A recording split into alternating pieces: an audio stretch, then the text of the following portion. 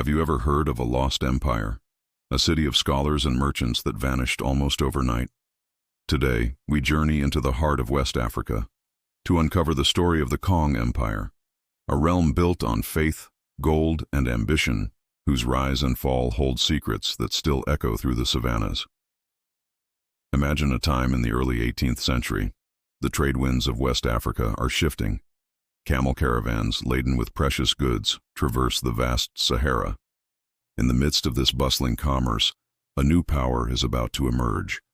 This is the story of Kong, a name that would become synonymous with wealth and Islamic scholarship for nearly 2 centuries. Our story begins around the year 1710, in what is now northeastern Côte d'Ivoire. Here, a charismatic and visionary leader named Sékou Ouattara, a Dioula warrior and merchant, saw an opportunity. The Dioula people were a Mande-speaking group renowned for their trading prowess and their devout Islamic faith. They were the master networkers of their time, connecting the forest regions of the south with the sprawling desert empires of the north. Sékou Ouattara unified several Dioula communities and established a new dynasty. He didn't build his capital from scratch. Instead, he chose the pre-existing city of Kong, transforming it into the heart of a powerful new state. Under his rule and that of his successors, the Ouattara dynasty, the Kong Empire blossomed. It wasn't just a military conquest, it was a commercial one. The empire's strategic location was its greatest asset. It sat at a critical crossroads, a nexus point for the trans-Saharan trade routes. From the south came cola nuts, a valuable stimulant, and gold, the ultimate currency. From the north, caravans brought precious salt from desert mines, luxurious textiles, and horses. Kong became the bustling marketplace where these goods were exchanged. The city's markets would have been a vibrant spectacle of sights and sounds, filled with traders from across the continent haggling over prices, their diverse languages creating a symphony of commerce. But the Kong Empire was more than just a trading post. It was a beacon of Islamic learning. The Dioula merchants were not just traders, they were missionaries and scholars. As they established trade routes, they also spread their faith. Mosques and madrasas, or Islamic schools, were built throughout the empire. The city of Kong itself became a celebrated center for Islamic jurisprudence, theology, and science. Scholars from far and wide flocked to its libraries, which housed precious manuscripts on a vast array of subjects. Imagine dusty rooms filled with students hunched over intricate texts, debating philosophy and law as the sounds of the market drifted in from outside. This fusion of commerce and scholarship was the engine that powered Kong's golden age. For over 150 years, the Kong Empire maintained a delicate balance. It was a major regional power, but it was surrounded by other ambitious states and shifting alliances. The empire thrived by being adaptable, forging alliances when necessary and defending its independence fiercely. Its mounted warriors, skilled in savanna warfare, protected the caravan routes that were its lifeblood. The empire's success was a testament to the Dioula's ability to navigate the complex political landscape of 18th and 19th century West Africa. They were diplomats and warriors as much as they were merchants. However, as the 19th century drew to a close, a new and formidable power appeared on the horizon: the European colonial empires. The scramble for Africa was underway, and the French were aggressively expanding their influence from the coast into the interior.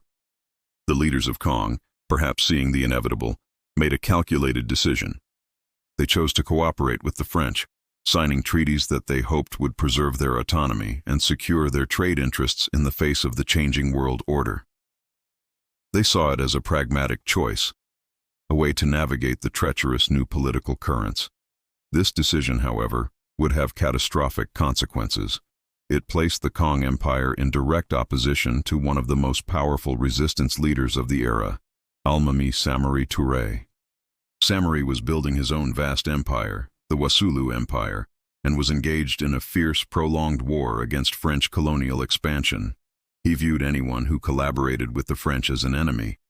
For him, Kong's alliance with the French was not just a political maneuver. It was a betrayal. In 1897, Samori Touré turned his formidable army towards Kong. The city that had stood for nearly 2 centuries as a center of wealth and knowledge was now in his sights. The attack was swift and devastating. Samurai's forces overwhelmed the city's defenses and, in a tragic act of retribution, he ordered Kong to be razed to the ground.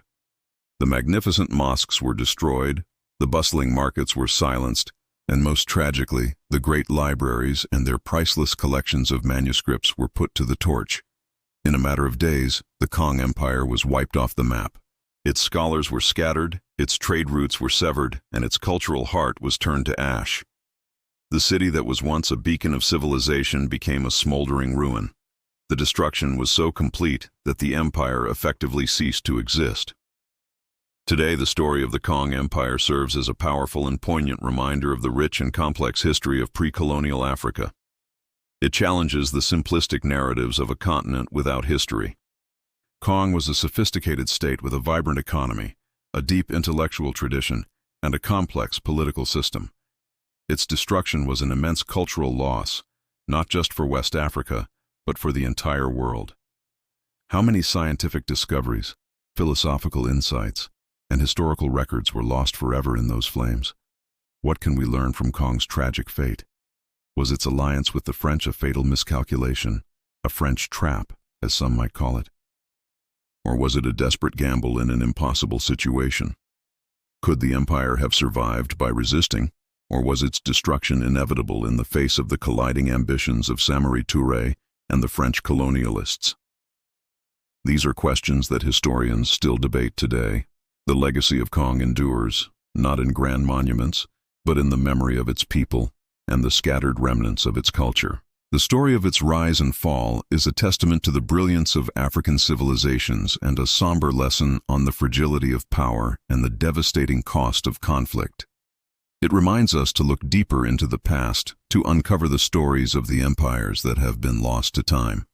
Thank you so much for joining me on this journey into the past. What do you think was the ultimate reason for Kong's downfall? Share your theories in the comments below. If you found this story fascinating, please give this video a like and subscribe for more explorations into lost history. We'll see you next time.